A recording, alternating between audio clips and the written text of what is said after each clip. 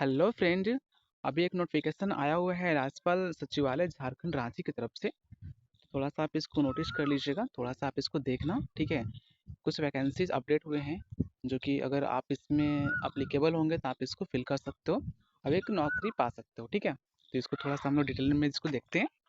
देखिए यहाँ पे क्या लिखा हुआ है, नियुक्ति हेतु एक विज्ञापन निकला हुआ है जिसमें क्या लिखा हुआ है कि संविदा के आधार पर उद्यान मजदूर के पद पर नियुक्ति हेतु इच्छुक को आवेदकों से आवेदन आमंत्रित किया जाता है, ठीक है।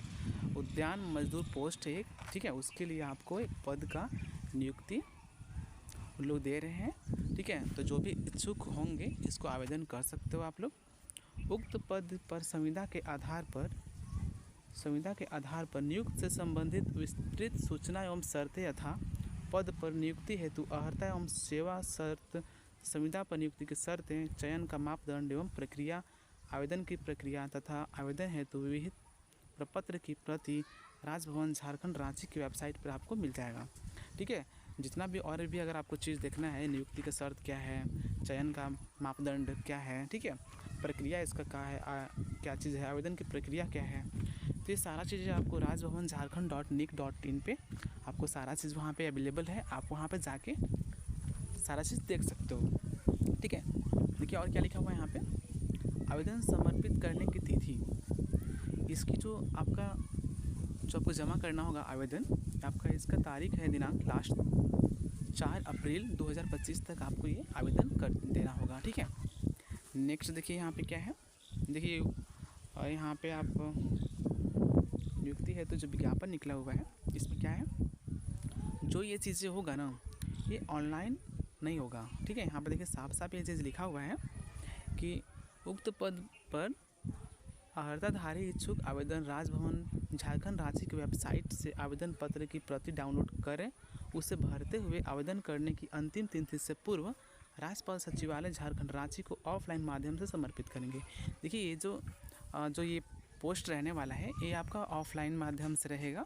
तो इसके लिए आपको वहाँ का जो भी एड्रेस रहेगा नीचे में अभी आपको मैं इसको बता दूंगा, उस एड्रेस पर आपको क्या करना होगा, ऑफलाइन तरीके से इसको फिल करना होगा आपको, वो भी 4 अप्रैल से पहले करना होगा, ठीक है। अन्य माध्यमों से आप जो आपका आवेदन है उसको स्वीकार नहीं किया जाएगा, मतलब ऑनलाइन ही आपको होगा ही नहीं तो स्वीकार करने की बात ही नहीं रही। नेक्स्ट देखिए यहाँ पे क्या है, पद पर नियुक्ति हेतु अर्हता एवं सेवा शर्त, ठीक है। क्या क्या है, इस पद को संविदा के आधार पर सीधी नियुक्ति द्वारा संविदा के आधार पर भरा जाएगा। ये आपका जो होता है ना, एक रेगुलर आपका ये जॉब नहीं है, संविदा के आधार पर है, ठीक है। रेगुलर मतलब उसको बोला जाता है जब पूरी तरह से आपका सरकारी हो। संविदा भी एक तरह से सरकारी ही होता है, लेकिन कहीं ना कहीं एक चीज़ें आप मान सकते हो कि पूर्ण रूप से सरकारी नहीं हो पाता है, ठीक है। संविदा एक अलग ही कैटेगरीज हो जाती है।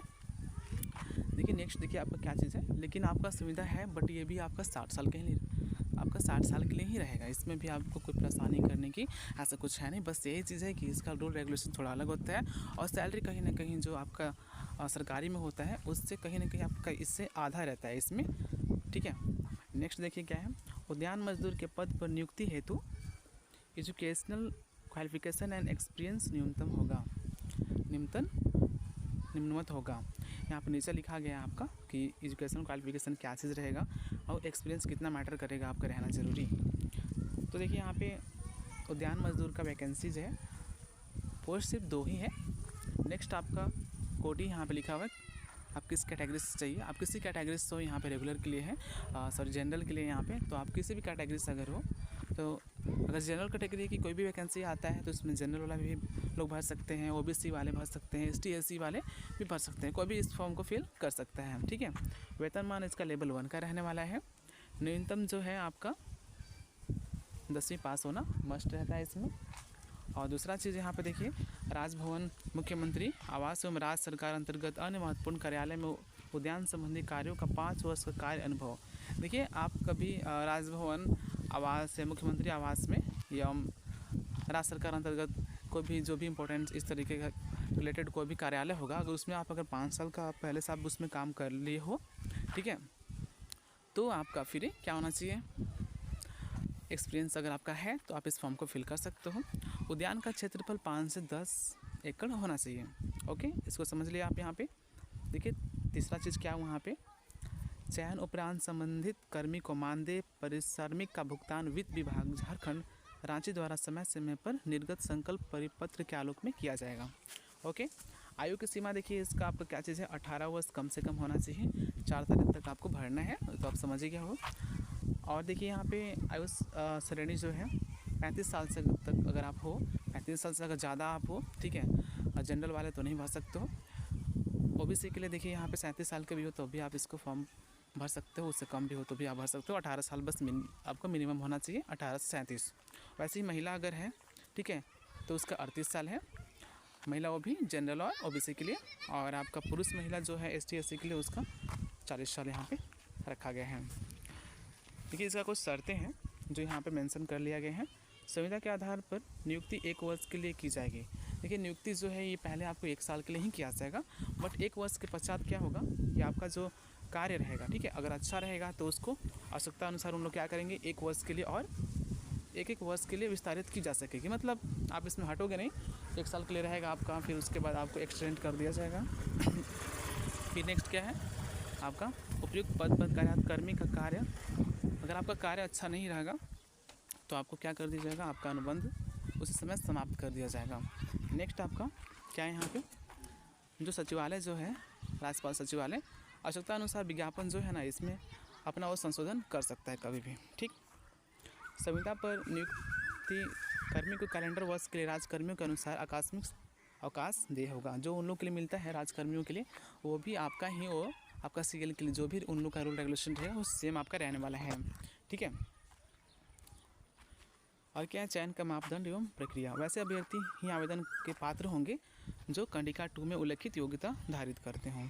वही चीज़ें जो आपका एजुकेशन क्वालिफिकेशन अगर वो सब सारा चीज़ है तो आप यहाँ पे योग्यता आपका है कि आप इस फॉर्म को भर सकते हो, ठीक है।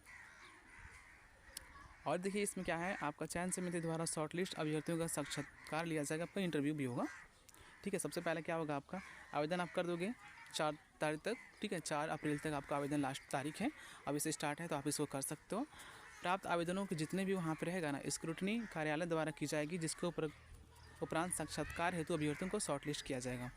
वहाँ पे भी आपका फिर आपके लिए वहाँ पे क्या होगा एक लिस्ट निकलेगा जिसमें वहाँ पे शॉर्टलिस्टेड किया जाएगा कि किसको हम बुलाया जाएगा वहाँ पे इंटरव्यू के लिए। नेक्स्ट क्या है आवेदन की प्रक्रिया, ठीक है। आवेदन की प्रक्रिया है यहाँ पे इच्छुक उम्मीदवार जो है राजभवन यहाँ पे लिखा हुआ है, झारखंड रांची की वेबसाइट जो है यहाँ पे राजभवन झारखंड.nic.in से आवेदन हेतु विहित प्रपत्र की प्रति डाउनलोड करेंगे।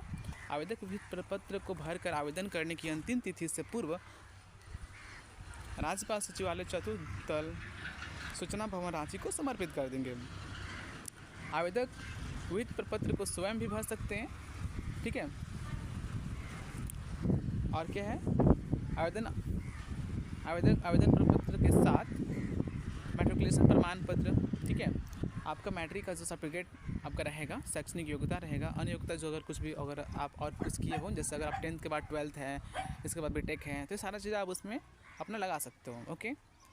और यहाँ पे क्या है आवेदन समर्पित करने की अंतिम तिथि देखिए यहाँ पे इसको फिर से मेंशन कर दे रहा है, बार बार कर बता दे रहा है आपको कि इसका लास्ट जो तारीख है वो 4 अप्रैल 2025 रहने वाला है, ठीक है। इसमें और भी चीज़ें मैं अपना इस टेलीग्राम पे चैनल पे इसको मैं डाल दूँगा, आप इसको अच्छे से PDF को पढ़ लीजिएगा, ओके। देखिए ऐसे ही मैं अपना चैनल पे ऐसे ही जॉब से रिगार्डिंग में ऐसा न्यूज़ लाते रहता हूँ, ठीक है। तो आप इसको मेरे चैनल को सब्सक्राइब कर लीजिएगा, आपके लिए काफ़ी फ़ायदेमंद रहने वाला है, ओके। थैंक